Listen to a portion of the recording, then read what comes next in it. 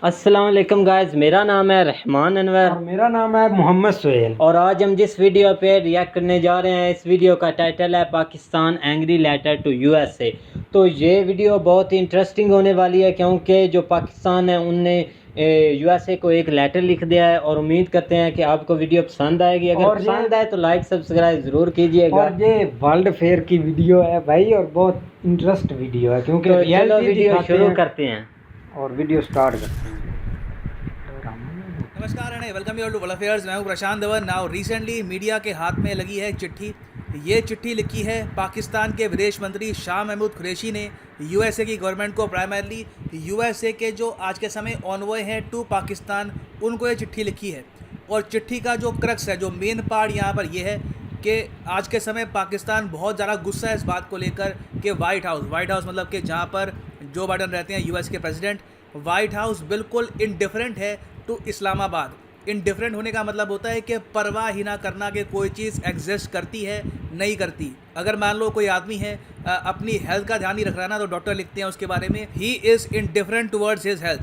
तो यहाँ पर ये लोग कह रहे हैं कि बिल्कुल वाइट हाउस तो ऐसे यहाँ पर एक्ट कर रहा है जैसे पाकिस्तान एग्जिस्ट ही नहीं करता। बिल्कुल हमारे प्राइम मिनिस्टर से ये लोग बात ही नहीं कर रहे। और अब इस चिट्ठी से ये बात भी क्लियर हो चुकी है कि पाकिस्तान के प्राइम मिनिस्टर रिसेंटली यूएसए में क्यों नहीं गए थे। आपको पता होगा यूएन की जनरल असेंबली का रिसेंटली हुआ था 76 सेशन। पीएम मोदी यूएसए में गए, यूएसए में खड़े होकर स्पीच दिया, मगर इमरान खान ने इस तरीके से एक रिकॉर्डेड स्पीच यहाँ पर प्ले करवाया एट द यूएनजीए।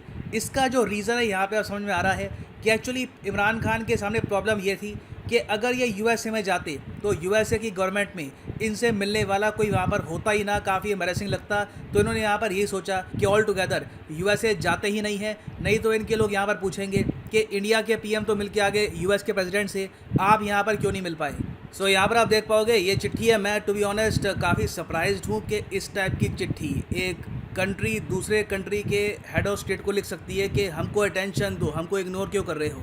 खैर चिट्ठी में क्या लिखा है पढ़ते हैं। एक मिनट ज़रा पीछे मैं वॉयलेंट बैकग्राउंड में लगा देता हूँ या यहाँ पर लिखा है कि the ministry of foreign affairs of the Islamic Republic of Pakistan expresses its concern over the inability of the Pakistan embassy Washington in creating an environment to facilitate diplomatic communication between the office of the prime minister of Pakistan and the president of the United States of America. ये लोग कह रहे हैं कि जिस तरीके से आप अम्बेसडर हो यूएसए के टू पाकिस्तान, वैसे ही पाकिस्तान का भी एक राजदूत है यूएसए में। वो जो ऑफिस है यूएसए में पाकिस्तान की एम्बेसी का, वो थक गया है कोशिश कर करके कि एक बार को वाइट हाउस से कुछ कम्युनिकेशन हो जाए, फ़ोन कॉल ही नहीं, एक वैसे ही कुछ लेटर एक्सचेंज हो जाए, मगर कोई भी यहाँ पर कम्युनिकेशन ये लोग एस्टैब्लिश नहीं कर पा रहे। फिर ये आगे लिखते हैं कि हमें बड़ा अजीब लग रहा है कि अफ़गानिस्तान तो आज के समय एक बहुत ही इंपॉर्टेंट इशू है और पाकिस्तान के हिसाब से ये एक बहुत ही इंपॉर्टेंट रोल प्ले कर रहे हैं अफ़गानिस्तान में आज भी। तो ये बहुत ही अनफॉर्चुनेट है कि वाइट हाउस बिल्कुल इनडिफरेंट, ये जो वर्ड यहाँ पे यूज़ किया गया है, बिल्कुल इनडिफरेंट है टू द पाकिस्तानी लीडरशिप। मैं जेन्युइनली सरप्राइज हूँ यहाँ पर कि इन्होंने खुद के लिए ऐसी लैंग्वेज यहाँ पर यूज़ कर ली है। ऑलमोस्ट ये जो लेटर है ये लीक हो चुका है। अब इंटरनेशनल मीडिया भी यहाँ पर देख सकता है कि किस तरीके से पाकिस्तान की गवर्नमेंट, ऑलमोस्ट आप कह सकते हैं, क्या वर्ड यूज़ करूँ, यही गिड़गिड़ा रही है आज के समय यूएस के सामने कि एक बार जो बाइडन की बातचीत करवा दो विद इमरान खान। और यहाँ पे लिखा भी है कि जो इमरान खान का ऑफिस है, पीएम का ऑफिस है ऑफ पाकिस्तान, इसने स्ट्रॉन्ग व्यू लिया है इस बात का कि हमने पूरी कोशिश कर ली कि एक हेल्दी लाइन ऑफ कम्युनिकेशन हो जाए विद द वाइट हाउस, मगर हम लोगों ने कोई रेसिप्रोसिटी नहीं देखी, मतलब कि वहाँ से कोई जवाब आया नहीं है। फिर सबसे बड़ी लाइन लास्ट में लिखी है यहाँ पर, इन्होंने ये भी कहा है कि आज के समय बहुत ही इमेच्योर अंडरस्टैंडिंग है वाइट हाउस के स्टाफ की, जो एडवाइस कर रहे हैं जो बाइडन को। ऑब्वियसली अब जो बाइडन को तो नहीं कहेंगे कि जो बाइडन इमेच्योर है ये कुछ ज़्यादा हो जाएगा।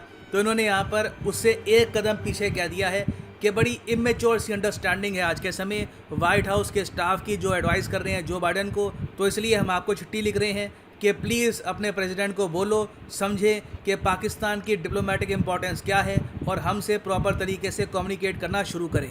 ना यहाँ पर आप एक क्वेश्चन पूछ सकते हैं, क्या यूएस प्रेसिडेंट इससे पहले आप अगर अतीत में देखो तो जैसे ही पावर संभालते थे तो पाकिस्तान के पीएम से बात करते थे? तो इसका आंसर है हाँ बिल्कुल। अब फॉर एग्ज़ाम्पल डोनाल्ड ट्रंप जब प्रेसिडेंट बनी तब अपने शपथ ग्रहण समारोह से भी पहले ही इन्होंने फ़ोन कर दिया था नवाज शरीफ को। उस वक्त पाकिस्तान का डिप्लोमेटिक क्लाउड इतना स्ट्रॉन्ग था कि डोनाल्ड ट्रंप ने खुद ही यहाँ पर फ़ोन किया नवाज शरीफ को और दोनों के बीच में बातचीत यहाँ पर शुरू हो चुकी थी। मगर जो बाइडेन का जो रवैया है पाकिस्तान को लेकर वो लिटरली इनडिफरेंट ही है ना। उसका रीज़न क्या हो सकता है? रीज़न यहाँ पर क्या है कि पाकिस्तान के प्राइम मिनिस्टर से जब मीडिया पूछता है, ग्लोबल मीडिया, कि जो बाइडेन आपको कॉल करते हैं क्यों नहीं है, तो वो शर्मा के ही जवाब दे पाते हैं कि he is a busy man, busy आदमी होंगे, उनके पास टाइम नहीं होगा मुझसे बात करने का। देखिए, इसका प्राइमरी जो मेन रीज़न है वो यहाँ पर ये दिख रहा है कि पाकिस्तान में आज के समय चल रही है एक पपेट गवर्नमेंट। जो बाइडेन आप अगर देखो तो ये एडमिनिस्ट्रेशन के आदमी है, बहुत ही लंबे समय तक ये पावर में रहे हैं। आप अगर देखो डोनाल्ड ट्रंप के जो 4 साल थे उससे पहले जब बराक ओबामा पावर में थे, जब बराक ओबामा प्रेसिडेंट थे यूएसए के, उस वक्त जो बाइडेन वाइस प्रेसिडेंट थे ऑफ यूएस। इन्होंने अच्छे से कई सालों तक देखा है कि पाकिस्तानी गवर्नमेंट का क्या रवैया है टुवर्ड्स यूएस, पाकिस्तान में पावर किस तरीके से मैनेज की जाती है। और ऑब्वियसली आपको कोई जियो पॉलिटिक्स में एक्सपर्ट होने की आवश्यकता नहीं है ये समझने के लिए कि पाकिस्तान में जो रियल पावर है इनकी मिलिट्री संभालती है। इमरान खान को लिटरली जो इनकी मिलिट्री है उसने इलेक्शन बस जितवा दिया और आज के समय इनको रखा हुआ है as the prime minister of Pakistan. तो क्लियरली यहाँ पर जो बाइडेन जो ये पपेट गवर्नमेंट है इसको ज़ीरो इंपॉर्टेंस दे रहे हैं। इसका मतलब ये नहीं है कि यूएसए की इंगेजमेंट पाकिस्तान के साथ हो नहीं रही। बाइडेन इस मामले में आप अगर देखो तो अपना जो पुराना एक्सपीरियंस है उसको यूज़ कर रहे हैं। उनको पता है कि आप पाकिस्तान के पीएम से बात करके अचीव भी क्या कर लोगे। जो घूम फिर के जो डिसीजन है वो उनकी आर्मी ही लेने वाली है। और जहाँ तक बात आती है इनकी मिलिट्री की और जो इनकी यहाँ पर ब्यूरोक्रेसी की, तो उससे यूएस बातचीत कर रहा है। अभी रिसेंटली आप अगर देखो तो सीआईए के जो चीफ हैं ये गए थे पाकिस्तान में, आईएसआई के लोगों से बात करी। वो इंपॉर्टेंट बातचीत थी। यूएस को समझना था कि आईएसआई के लोग क्या करने वाले हैं अफगानिस्तान में। एक आप कह सकते हैं अंडरस्टैंडिंग एस्टैब्लिश करने की कोशिश करी गई। उसके अलावा अभी आप रिसेंटली देखोगे कि यूएसए की जो डेप्यूटी सेक्रेटरी ऑफ स्टेट है, यूएसए के सेक्रेटरी ऑफ स्टेट कौन है? Anthony Blinken. उनके नीचे आती है डेप्यूटी वेंडी शर्मन। ये इंडिया में रिसेंटली आई थी। इंडिया में उन्होंने काफ़ी स्ट्रॉन्ग स्टेटमेंट्स दी। ये भी कह दिया एक बार को कि चाइना से इंडिया और यूएस मिलकर कम्पीट करेंगे। अब इंडिया की ट्रिप के बाद ये जाएंगी पाकिस्तान में और पाकिस्तान में यहाँ पे बात करेंगी पाकिस्तान के ब्यूरोक्रेट से। तो ऐसा नहीं है कि पाकिस्तान की जो इम्पोर्टेंस है ऑल टुगेदर यूएस के लिए ख़त्म हो गई है। हाँ, यूएस की जो आज के समय सरकार है पाकिस्तान के पीएम के ऑफिस को लिटरली ज़ीरो इम्पोर्टेंस दे रही है। अब यहाँ पर पूछोगे कि इंडिया के लिए ये सब देखकर क्या लेसन निकलता है, हमें क्या करना चाहिए? इंडिया को भी यूएस की तरह सीधा अगर इन द फ्यूचर कुछ बात करनी भी है पाकिस्तान के साथ तो जो इनकी सरकार है, जो इनकी मिलिट्री है, उससे ही बातचीत करनी चाहिए, क्योंकि असल में देश वही लोग चला रहे हैं। और फाइनली यहाँ पर मैं ये भी ऐड कर दूँ कि आज के समय अनअकैडमी। तो गाइस, जैसा कि आप वीडियो देख रहे थे और वीडियो में बताया जा रहा था कि जो इन्होंने लेटर लिखा और लेटर जब हमने पढ़ा और इस वीडियो में, वो तो बहुत ही अजीब सा नहीं फील हो रहा। जैसे आप बोल रहे थे कि वो इन्होंने खुद ही लेटर लिख दिया कि शाह मोहम्मद कुरैशी ने लेटर लिखा है कि बाइडेन को व्हाइट हाउस में कि आप डिफरेंट टाइम से, मतलब हमारे साथ आप नहीं कर रहे, तामन नहीं कर रहे इंडिया। जो बाइडेन को डायरेक्टली नहीं लिखा, इन्होंने किसी और कंपनी के जरिए उनको बोला है जाना तो डायरेक्ट जो बाइडेन के पास। हाँ, जो बाइडेन नहीं पढ़ना है ना। और इन्होंने ये लिखा है कि आप हमारे साथ तामन क्यों नहीं कर रहे, इंडिया के साथ आप तामन कर रहे हैं। हाल ही में मोदी ने वहाँ का मतलब टूर भी किया और आप हंस रहे हैं, जैसा कि हमने वीडियो भी बनाई है कि मोदी और जो बाइडेन हंस रहे हैं और पाकिस्तान देख रहे हैं कि इनके बीच में क्या चल रहा है। हाँ, जैसे ये समझ रहे थे कि जैसे ये रिश्तेदार हैं जो बाइडेन, मतलब कि नहीं वैसे वो वीडियो में बताया था ना कि जैसे एक दूसरे के साथ इनका कोई ताल्लुक है। हाँ, तो जब से मोदी आया ना टूर कर तो पाकिस्तान में तो एक सन्नाटा छाया हुआ है कि मोदी भी कर रहा है टूर और पाकिस्तान को उन्होंने अभी तक पूछा नहीं। और इमरान का इसी डर की वजह से नहीं गए कि हमारा उधर हमें तो जो बाइडेन मिलेगा नहीं, क्योंकि जब से वो प्रेसिडेंट बना उसने तो एक कॉल भी नहीं की इमरान खान को। कॉल इसलिए नहीं की कि जब इमरान खान ने बोला था एब्सोल्युटली नॉट। और जब एंकर ने पूछा ना था आप अमेरिका के प्राइम मिनिस्टर को फ़ोन करेंगे या नहीं, तो इमरान खान ने यही आंसर दिया था कि एब्सोल्युटली नॉट। और इसी वजह से अमेरिका तो गुस्से में हो गया थे, हम सुपर पावर हैं। और पाकिस्तान में हाल ही में जितने प्राइम मिनिस्टर गए हैं, नवाज शरीफ हो गया, जरदारी हो गया, वो तो हमारी बहुत इज्जत करते थे। और जब डोनाल्ड ट्रंप हमारे हक में था, बिल्कुल ना वो हक में नहीं था, वो जब बना था तो उसने देखा कि जो नवाज शरीफ है इनमें कुछ है, इसी वजह से उसने राब्ता किया, जैसा कि वो वीडियो में बताया जा रहा है। और ये मुझे भी ऐसे ही लगता है कि जब वो नवाज शरीफ थे तो उस वक्त ना पाकिस्तान एक पावर जैसे इनकी एक अपनी शान थी, जैसे अब इंडिया की है। जैसे अब हम वीडियो देख रहे हैं ना, कि आप देख रहे हैं कि जो मोदी पीएम मोदी जा रहे हैं। भाई मेरी सुनो, हाँ आप तो बात गोल मोल कर देते हैं, पता नहीं किधर लेकर चले जाते हैं।